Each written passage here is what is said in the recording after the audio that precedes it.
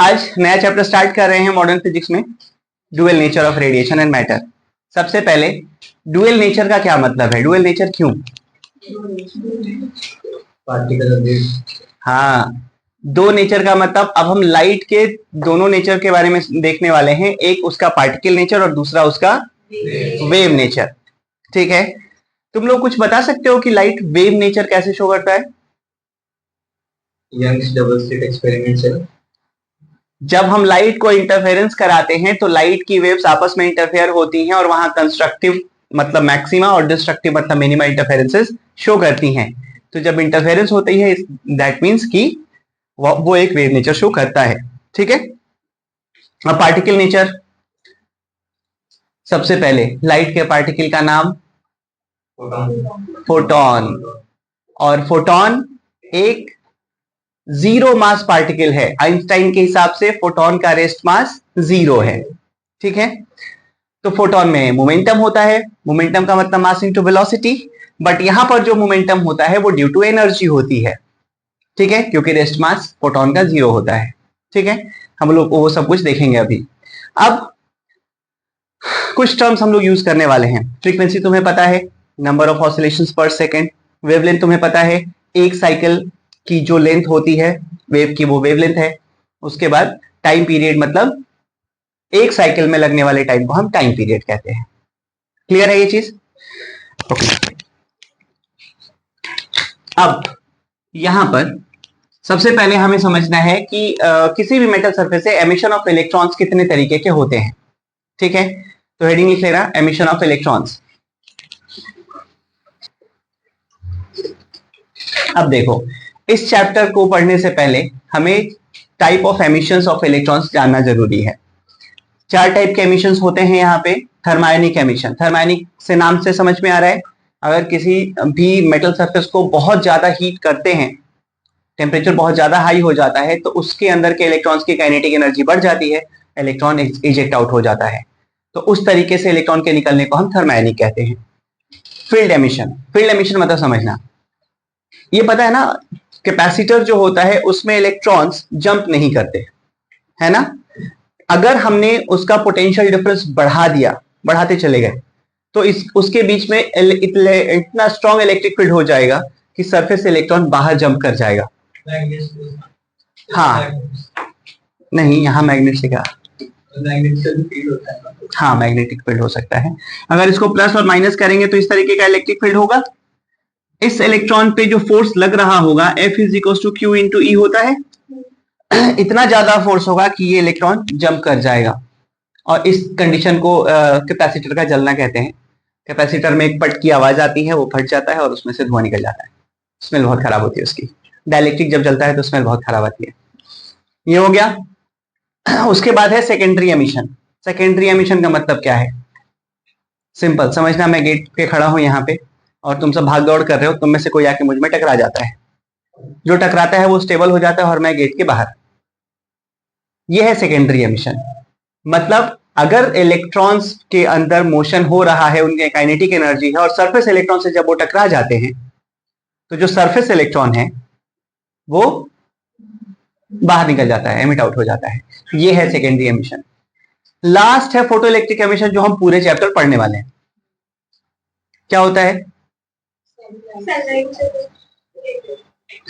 Light जब पड़ती है, not about sunlight he, light जब पड़ती है किसी मेटल सरफेस पे जिसकी एनर्जी इलेक्ट्रॉन के निकलने की एनर्जी से ज्यादा होती है, तो इलेक्ट्रॉन्स बाहर निकल जाते हैं। मतलब लाइट के इंसिडेंट से इलेक्ट्रॉन का बाहर निकल जाना इस फोटो इलेक्ट्रिक इफेक्ट। जो इलेक्ट्रॉन बाहर निकलता है उस इलेक्ट्रॉन का नाम फोटो इलेक्ट्रॉन है।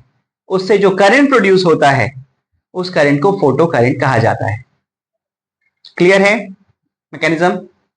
ठीक है, अब लाइट जब पड़ी है तो हर लाइट से इलेक्ट्रॉन बाहर नहीं निकल सकता, तो हम क्या कहते हैं कि जो लाइट पड़ती है उसके अंदर थ्रेशोल्ड एनर्जी होनी चाहिए, मिनिमम एनर्जी इतनी होनी चाहिए कि इलेक्ट्रॉन बाहर निकल सके। क्लियर है? उसे हम कहते हैं फोटो इलेक्ट्रिक एमिशन। ठीक है, ओके। तो इस फोटो इलेक्ट्रिक एमिशन की थ्योरी किसने दी थी, इक्वेशंस किसने बनाए?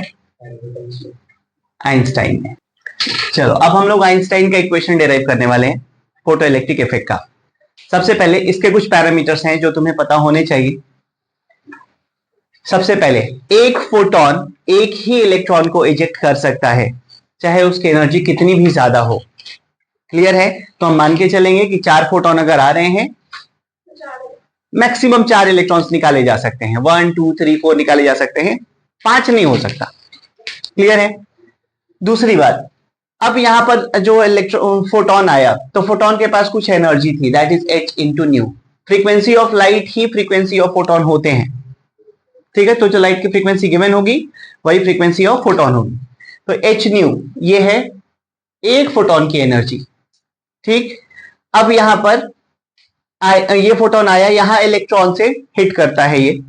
ठीक है, इलेक्ट्रॉन से हिट करता है तो इलेक्ट्रॉन अपने न्यूक्लियस के साथ बॉन्डेड था, तो न्यूक्लियस के साथ जो बॉन्ड था वो बॉन्ड ब्रेक करने के लिए जो एनर्जी चाहिए होगी वो बॉन्ड से ज्यादा होनी चाहिए।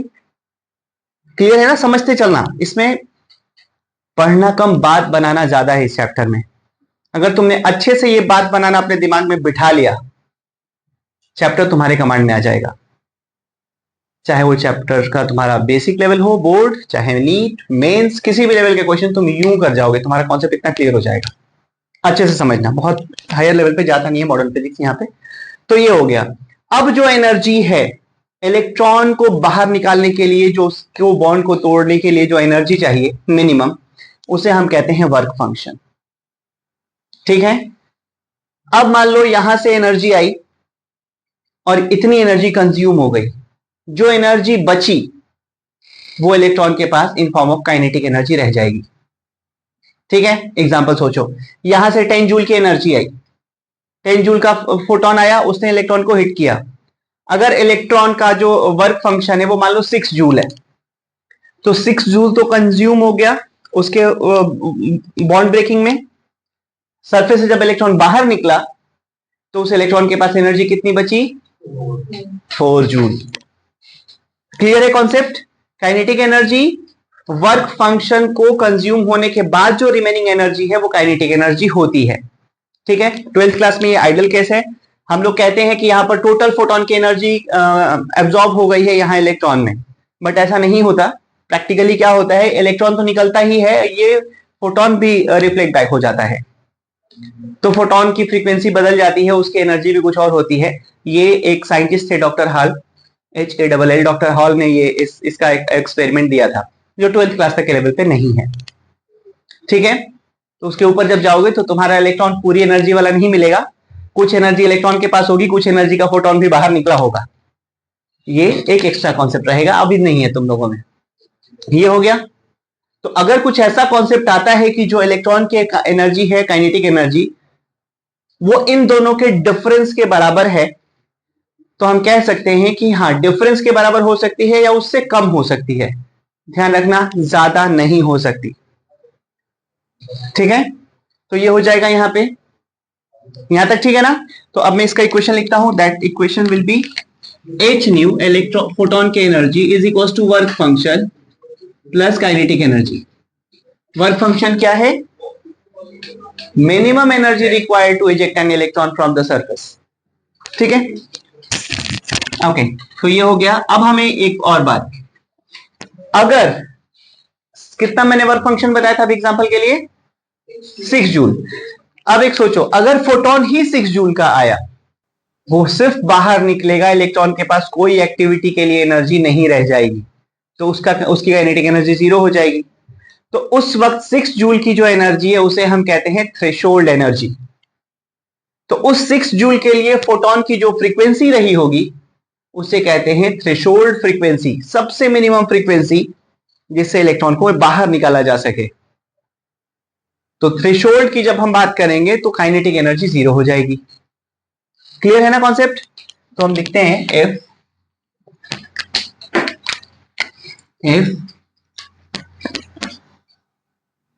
New is equal to nu naught, that is called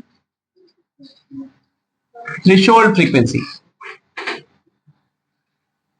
वो मिनिमम फ्रीक्वेंसी जिससे इलेक्ट्रॉन को जस्ट रिजेक्ट आउट किया जा सकता है। तो उस वक्त काइनेटिक एनर्जी क्या हो जाएगी? 0। तो हमारे पास h न्यू नॉट जो होगा वो किसके बराबर होना चाहिए, वर्क फंक्शन के। तो एक हमारा ये फॉर्मूला हो गया और एक हमारा ये फॉर्मूला था ही। इसको इक्वेशन नंबर 1 लेते हैं, ठीक है। फ्रॉम इक्वेशन 1, फ्रॉम इक्वेशन 1 अभी लिखना मत, मैं लिखने का टाइम दूंगा। h nu is equal to work function को मैं लिख सकता हूं h nu naught plus kinetic energy. तो मैं काइनेटिक एनर्जी को लिख सकता हूं h nu minus nu naught. ये हो गया इक्वेशन नंबर 2।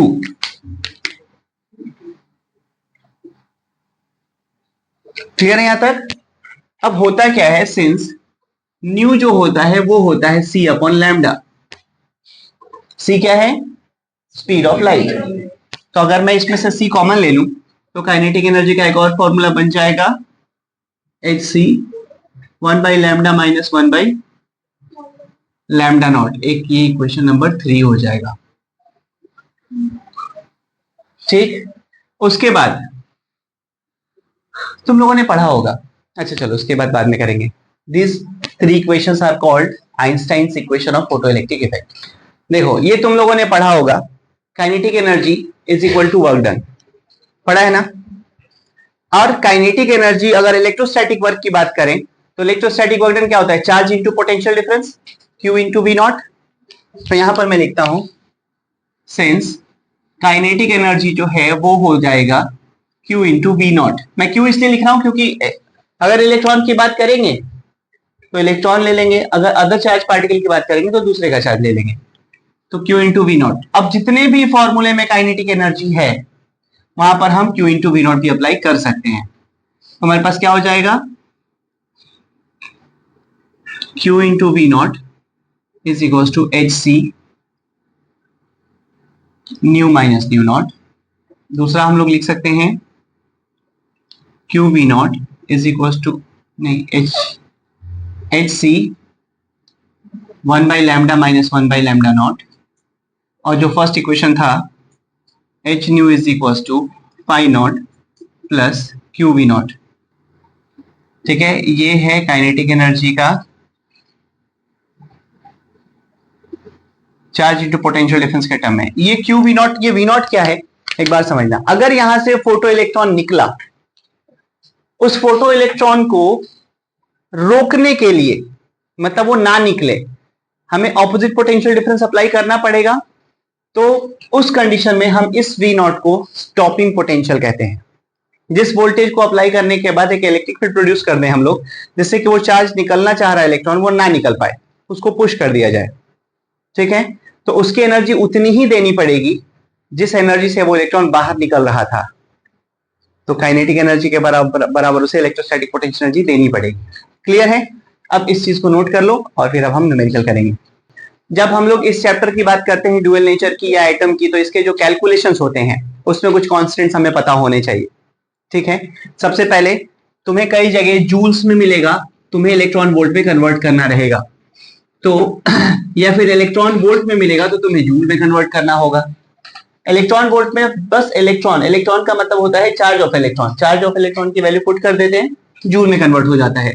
तो 1 eV मतलब 1 इलेक्ट्रॉन वोल्ट की value 1.6 into 10 raise to power 19 coulomb volt. Coulomb volt को ही जूल कहते हैं। 1.6 into 10 raise to power -19 joules. तो अगर इलेक्ट्रॉन वोल्ट में E की वैल्यू पुट कर सकते हैं, तो अगर हमें जूल टू इलेक्ट्रॉन वोल्ट करना है तो 1 जूल क्या लिख सकते हैं, 1 upon joule, sorry electron volt. Electron volt का मतलब ये इलेक्ट्रॉन है, ये इलेक्ट्रॉन है, कैंसिल आउट हो गया, तो कूलम बच गया ऊपर। कूलम वोल्ट मतलब जूल होता है, ठीक है।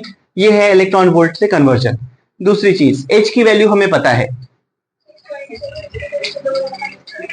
और C की वैल्यू भी हमें पता है, ठीक है। तो अब हम लोग क्या करते हैं कि इस चैप्टर में हर जगह तुम्हें HC आता रहेगा, तो H इंटू सी की डायरेक्ट वैल्यू याद कर लेते हैं। तो HC का मतलब जो होगा 1.98, चलो अप्रोक्सीमेट 2 लिखवा देता हूं मैं, approximate 2 into 10 raise to power -25 that is joule second, joule metre. और Hc की ही वैल्यू हम लिख सकते हैं, हाँ ठीक है चलो, ये एक्चुअल में 1.98 होता है, बट चलो हम अप्रोक्सीमेट करेंगे 2 से लेके, बड़ी कैलकुलेशंस होंगी, और Hc से जो होगा Hc इज इक्वल टू, हाँ हाँ कर लेना, 10 रेज टू पावर -6 जो इलेक्ट्रॉन वोल्ट मीटर। जहां पर भी तुम्हें आंसर इलेक्ट्रॉन वोल्ट में निकालना हो तो तुम डायरेक्ट इलेक्ट्रॉन वोल्ट की वैल्यू पुट कर देना Hc की, और अगर तुम्हें जूल में निकालना हो तो तुम डायरेक्ट ये कर देना। अभी जो मैंने क्वेश्चन दिया है उसमें जो वैल्यूज इलेक्ट्रॉन वोल्ट में निकालनी है और गिवन भी इलेक्ट्रॉन वोल्ट में है, तो डायरेक्ट हम इस चीज को यूज करेंगे यहां पर H इंटू सी को। क्लियर है? ठीक है, तो क्वेश्चन क्या गिवन था कि एक लाइट जो है इंसिडेंट होती है किसी मेटल सरफेस पे, लाइट का जो लैम्डा है, जो वेवलेंथ है वो इतना है 5000 एंगस्ट्रम, मतलब हम लोग इसको लिख सकते हैं 5000 इंटू एंगस्ट्रम होता है 10 raise to power -10 metres. Okay, work function दिया है इलेक्ट्रॉन वोल्ट में, एनर्जी ऑफ फोटोन चाहिए, kinetic energy of photo electron चाहिए, और स्टॉपिंग पोटेंशियल चाहिए। सबका आंसर हमें इलेक्ट्रॉन वोल्ट में चाहिए। ठीक, अब यहां पे हमारा आइंस्टाइन इक्वेशन क्या कहता है, h nu is equal to work function plus kinetic energy, यही होता है। एच न्यू को हम लिख सकते हैं h c upon lambda phi naught plus kinetic energy. चलो हमारे पास सब कुछ है, एच सी की वैल्यू इलेक्ट्रॉन वोल्ट में चाहे तो इलेक्ट्रॉन वोल्ट में पुट कर लेते हैं, 1.24 into 10 raise to power -6, lambda क्या था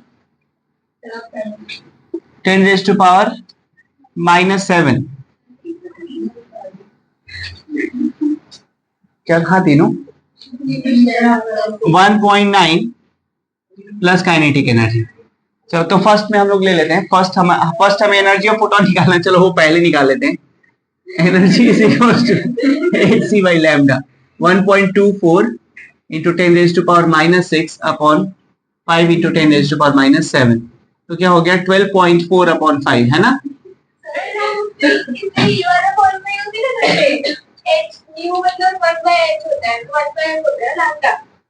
सी बाई लैम्डा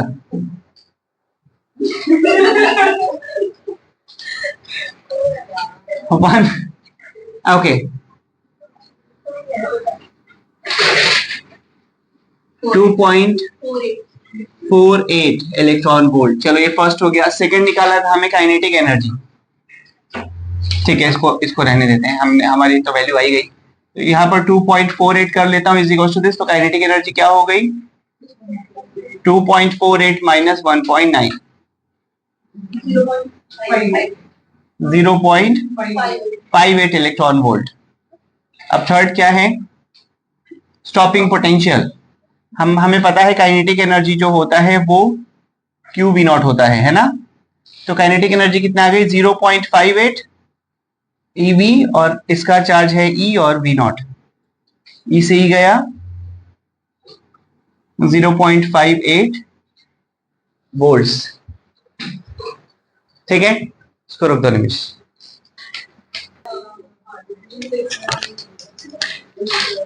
ओके, क्वेश्चन क्या था, एक लाइट है जिसकी फ्रीक्वेंसी गिवन है, जब वो किसी मेटल सरफेस पे पड़ती है, नहीं, एक लाइट है जिसकी फ्रीक्वेंसी गिवन है, ये है लेजर, ठीक है, उस लेजर की फ्रीक्वेंसी इतनी है जो कि पावर एमिट कर रहा है इतना। पूछा गया है कि एनर्जी ऑफ ईच फोटोन क्या है, तो E is equal to H nu होता है, h nu is 6.6 into 10 raise to power -34, और न्यू है हमारे पास 6 इंटू 10 रेज़ टू पावर 14। अब बताओ कितना हुआ, क्या -20 जूल्स, ये है फर्स्ट का answer. Second, number of photons emitted पर सेकेंड। अब अगर हमें तो पूरी एनर्जी, टोटल एनर्जी पर सेकेंड की पता चल जाए, तो एनर्जी, टोटल एनर्जी फॉर्मूला क्या होता है, पावर इंटू टाइम। अगर 1 सेकेंड की बात करते हैं तो जो वॉट है वही जूल है, टाइम को 1 सेकेंड रख दिया जाए तो टोटल एनर्जी कितनी हो गई 2 into 10 raise to power -3 joules. एक फोटोन इतने जूल का है, टोटल इतना इतना जूल आ रहा है, ठीक है। तो number of photon is equal to total energy upon energy per photon. हाँ पता था, नहीं पता? अरे मान लो 20 रुपए के 4 एप्पल, तो एक एप्पल कितने का? सर बचपन से पता है। सर हाँ 1.98 से चलेगा ना, फायदा करेगा। 29.6 है ना, करेक्ट कर जाएगा। कहाँ पे? 2 into 2 लिखा है आपने, ये गिवन है ना, गिवन है, गिवन तो कुछ भी बोलेगा ये। सर अब ये एसयू को ऐसे एसयू में बोल रहा है, चेंज कर दिया बोल रहे हैं, लेफ्ट बेकार है और चलिए अब लिख रहा हूं। ओके, अप्रोक्सीमेट ये हो जाएगा 5 into 10 raised to power 17 photons। 15 कैसे आ सकता है? हाँ हाँ सही, 15 सेकेंड, ठीक है। ये है number of photons. Lenard and R Millikan experiment photoelectric effect का। अब इसमें क्या है, इन्होंने एक वैक्यूम ट्यूब लिया, वैक्यूम ट्यूब में यहां पर एक फोटो सेंसिटिव प्लेट लगाई इन्होंने, ठीक। फोटो सेंसिटिव प्लेट के ऊपर इधर से लाइट का इंसिडेंट कराया गया, इसे कहा गया क्वार्ट्ज विंडो।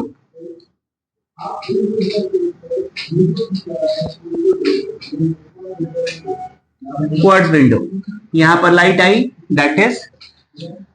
अब इसके बीच में एक वो यूज हुआ,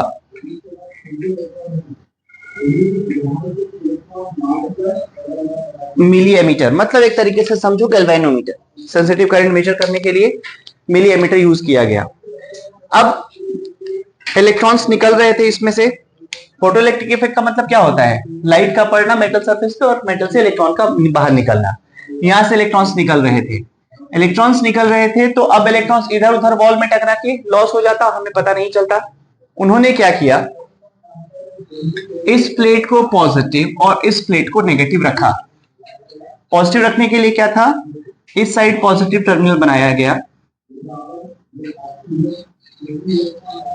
और यहां से इसको कहते हैं हम पोटेंशियल डिवाइडर।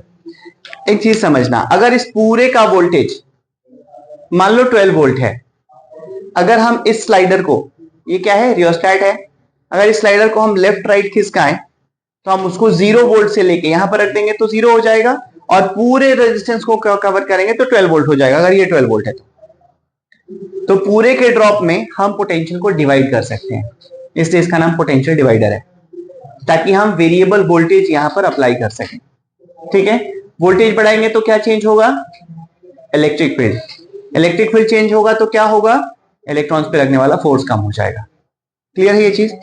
तो इन सारे इलेक्ट्रॉन पे फोर्स लगेगा इधर की तरफ, इलेक्ट्रॉन्स इधर मूव करेंगे।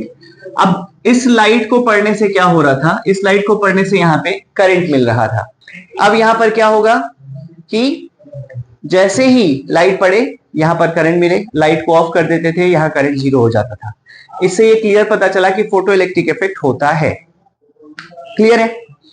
अब फोटो इलेक्ट्रिक इफेक्ट में अभी हम लोग ग्राफ समझेंगे। फोटो इलेक्ट्रिक इफेक्ट में किन किन चीजों का इफेक्ट हो रहा था वो समझना है सबसे पहले।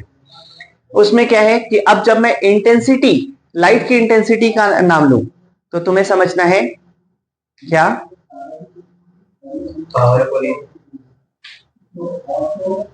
नंबर ऑफ फोटॉन्स, ठीक है। जो तुमने कहा वो किसी रेडिएशन में हम काउंट करते हैं। पार्टिकल की बात करेंगे तो नंबर ऑफ फोटॉन्स की बात करेंगे इंटेंसिटी में। मैंने इंटेंसिटी बढ़ाई तो नंबर ऑफ फोटॉन्स बढ़ गए। एक फोटॉन एक इलेक्ट्रॉन को इजेक्ट आउट कर सकता है, तो अगर इंटेंसिटी बढ़ाएंगे तो ज्यादा इलेक्ट्रॉन्स बाहर निकलेंगे, तो करंट बढ़ जाएगा। क्लियर है ये चीज? अब इंटेंसिटी का तो समझ में आ गया रिलेशन क्या होता है। अब यहां पे ऐसे लाइट पड़ी, यहां से इलेक्ट्रॉन्स निकले, यहां पर हमें मिला ऐसे। अब इसमें पहला ग्राफ जो बनता है, ये चीजें तुम्हें एक्सप्लेन करना है जो मैंने बताया है, वो मैं तुम्हें दे दूंगा रिटर्न में। तुम लोग नोट कर लेना उसको, उसके लिए हाफ पेज छोड़ देना, इस एक्सपेरिमेंट के बारे में जो लिखना है। उसके बाद जो पहला ग्राफ बना वो था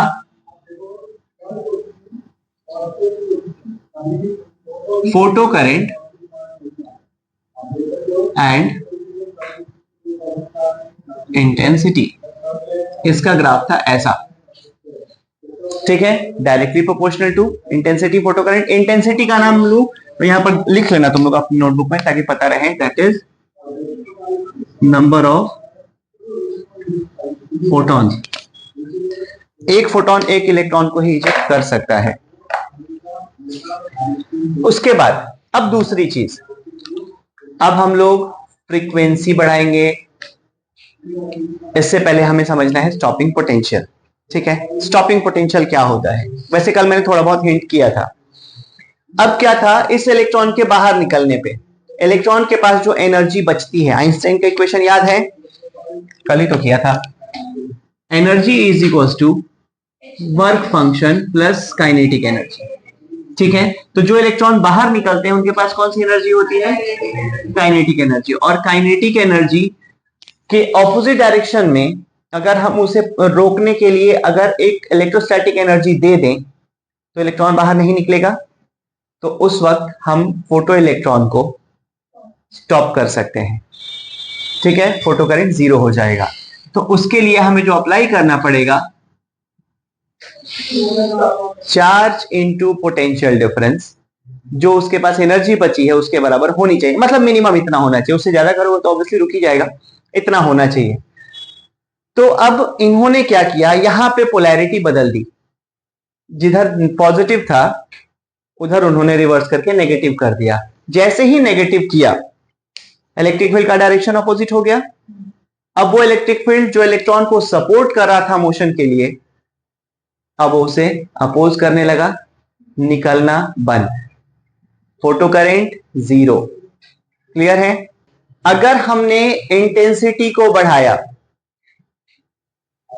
फ्रीक्वेंसी को कांस्टेंट रखा, इक्वेशन तुम्हारे सामने है, ठीक है। तो सबसे पहले स्टॉपिंग पोटेंशियल पे क्या असर होगा,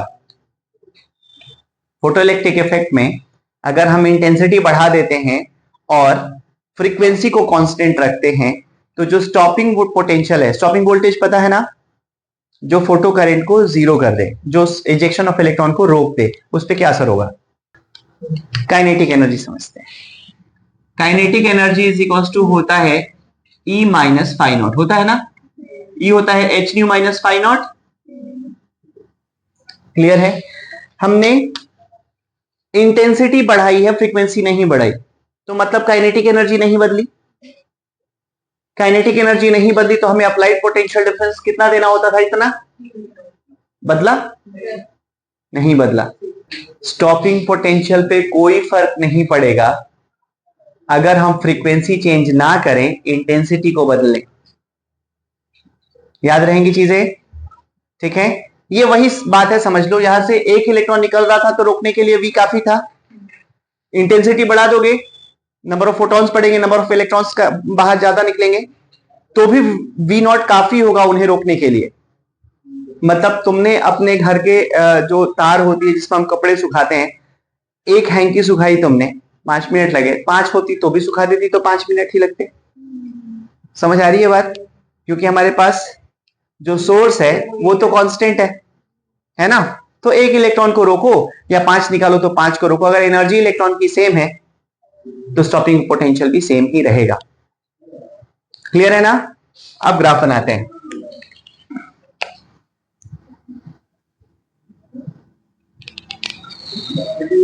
हमने फ्रीक्वेंसी को कांस्टेंट रखा था ना, मतलब ये है V,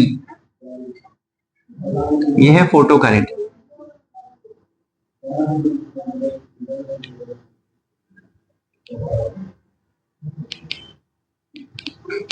this is minus V not.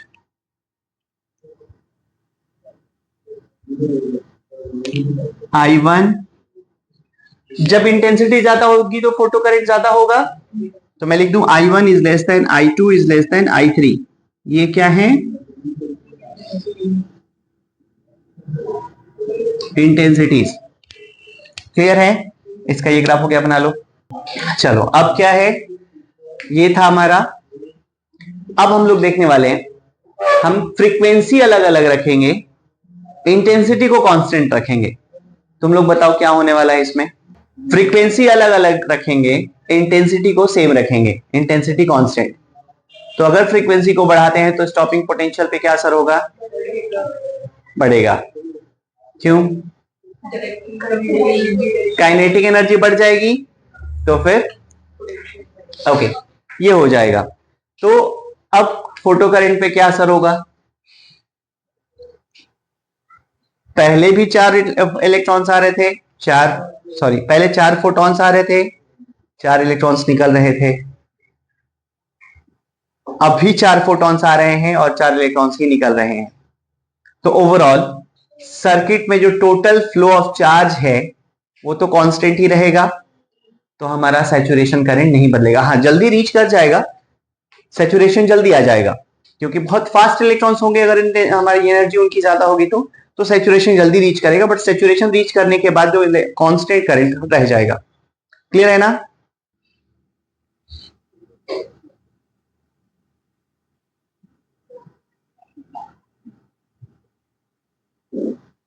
ऐसे होता है।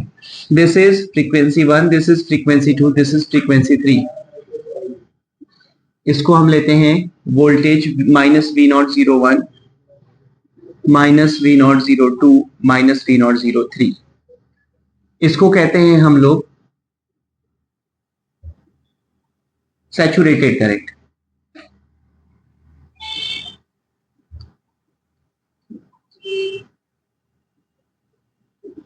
एक टाइम पे जाके ओवरऑल टोटल चार्ज तो रोटेशन तो सेम ही हो जाएगा सर्किट में, तो करंट सैचुरेट हो जाएगा।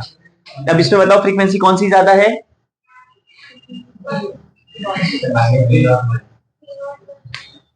-V03।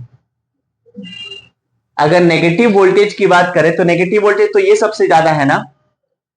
सबसे ज्यादा नेगेटिव वोल्टेज कब रखा गया होगा? जब उसकी काइनेटिक एनर्जी सबसे ज्यादा होगी, उस वक्त फ्रीक्वेंसी सबसे ज्यादा रही होगी।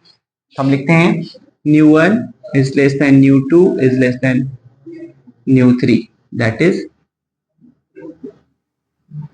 फ्रीक्वेंसीज। अब हम लोग आइंस्टाइन के इक्वेशन से वर्क फंक्शन और प्लैंक्स कांस्टेंट डिटरमाइन करेंगे। ठीक है, होता क्या है, जैसे मान लो होता है h nu is equals to work function plus kinetic energy. EV naught ले लो, काइनेटिक एनर्जी को कर लिया है हम लोगों ने। अब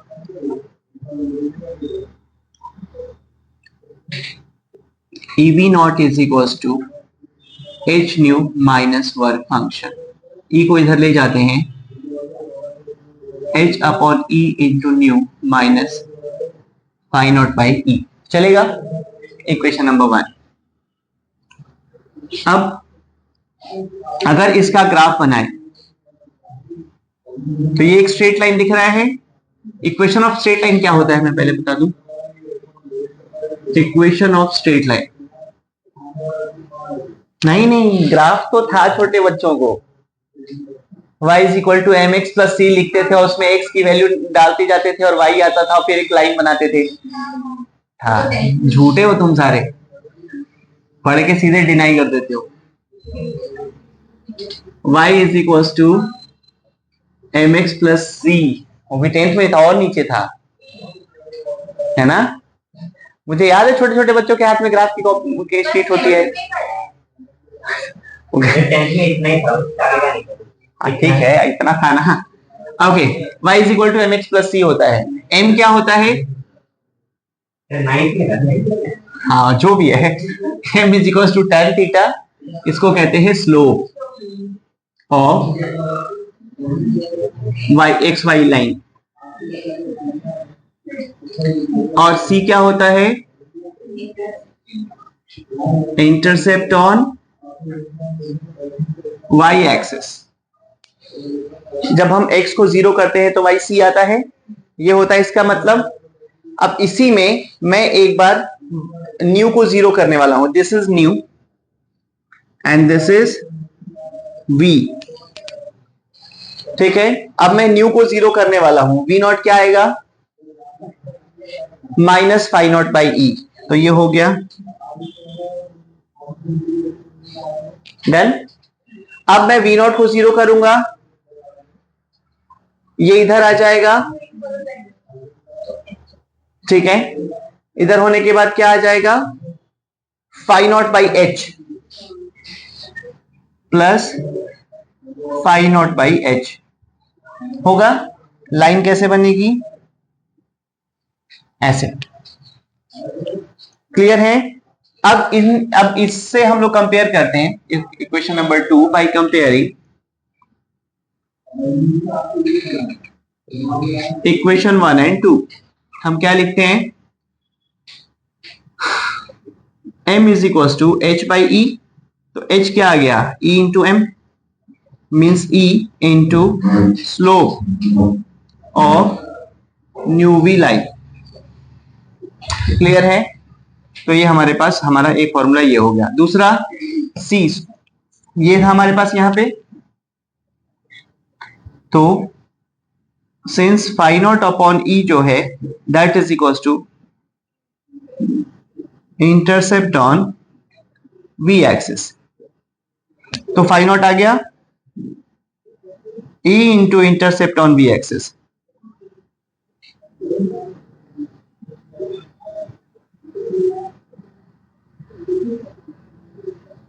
तो एक फॉर्मूला हमारे पास ये हो गया और एक फॉर्मूला हमारे पास ये हो गया। ये तुम्हारे CUET के लिए और कंपटीशन एग्जाम्स के लिए बहुत इंपॉर्टेंट होगा। अगर आपसे निकाल के देना होगा तुम्हें, इसको नोट कर लो। वेव्स कितने टाइप की होती हैं? 3। पहला मैकेनिकल वेव जिसको मीडियम चाहिए, बिना मीडियम के प्रोपगेट नहीं करती, साउंड वेव। दूसरी इलेक्ट्रोमैग्नेटिक वेव जिसे मीडियम की जरूरत नहीं है। इन दोनों वेव में एनर्जी प्रोपगेट होती है, पार्टिकल्स नहीं होते। थर्ड मैटर वेव या दी ब्रॉगली वेव जिसमें वेव के साथ पार्टिकल भी प्रोपगेट होते हैं। ठीक है, तो ये दी ब्रॉगली वेव है। चलो पहले डेफिनेशन लिख लो, इसको स्टॉप कर दो। नहीं, चलो दी ब्रॉगली वेव क्या होता है? जब मैटर पार्टिकल भी वेव के साथ एसोसिएट होकर फ्लो करने लग जाए तो उसे हम दी ब्रॉगली वेव कहते हैं। ठीक है, अब दी ब्रॉगली वेवलेंथ का हम लोग एक डेरिवेशन करने वाले हैं छोटा सा। अकॉर्डिंग टू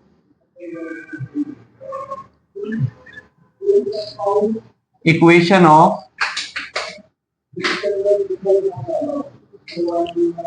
मास एनर्जी,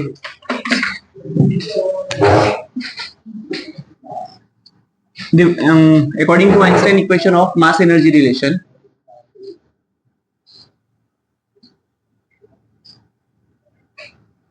होता है E is equals to mc square according to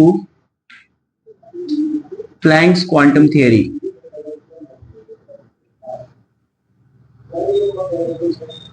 E is equals to h nu, मतलब E is equals to hc by lambda। Equation number 1, equation number 1, equation number 2। ठीक है, लिख लो मेरे साथ साथ, दोनों को कंपेयर करते हैं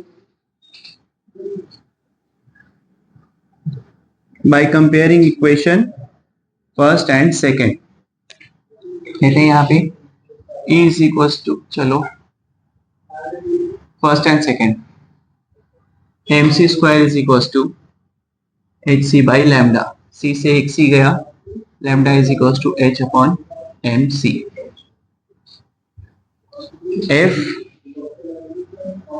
any particle of mass m is moving with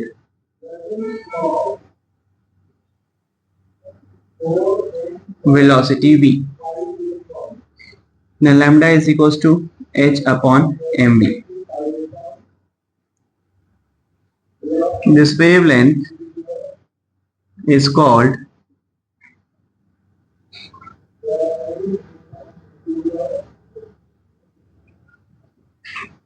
the Broglie wavelength.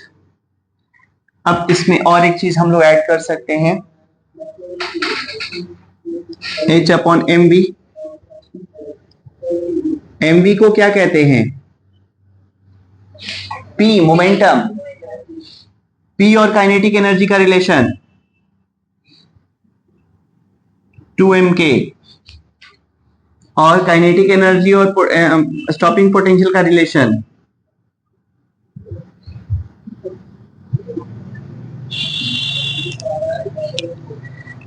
ये है सारे न्यूमेरिकल करने की एक इंपॉर्टेंट की। मैं लिख देता हूं चीजें क्या क्या है। P is equals to m v होता है लीनियर मोमेंटम,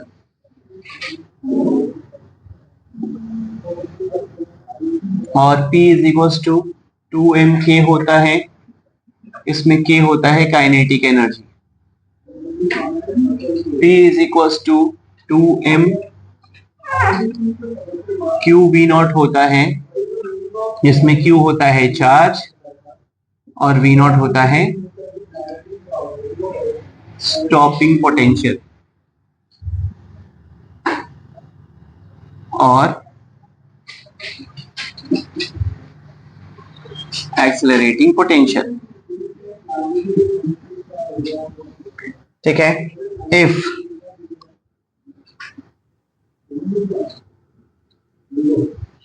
यहां तक नोट करो, इस पर रुक दो। ठीक है। अगर इसी में हम कहें if electron is accelerated through a potential difference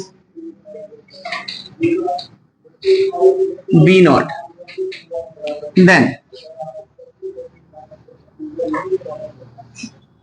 lambda is equals to होता है h upon under root 2mq v naught, होता है ना। h 6.6 into 10 raised to power minus 34, mass of electron 9.1 into 10 raised to power minus 31, charge of electron v not. बाकी सब constant था, लिख दिया। अब इसके बाद जो हमारी वैल्यू आती है that is 12.3 into 10 raised to power minus 10 upon root v naught, ये नीचे बच जाता है इतना मीटर। ये वेवलेंथ होता है इलेक्ट्रॉन का। लैम्डा ये जो हम लिखते हैं 12.3 under root v naught, that is यहां पर लिखते हैं हम लोग एंगस्ट्रम। ध्यान रखना 1 angstrom is 10 raised to power minus 10 metres. अब ध्यान रखना अगर इलेक्ट्रॉन को एक्सेलरेट किया जाता है तो तुम्हें डायरेक्ट इसको अप्लाई कर देना है। ठीक है, फिर तुम इसमें कैलकुलेशन में पढ़ोगे बहुत लंबा टाइम चला जाएगा, तो बी रेडी, इसको याद रखना। Chapter over.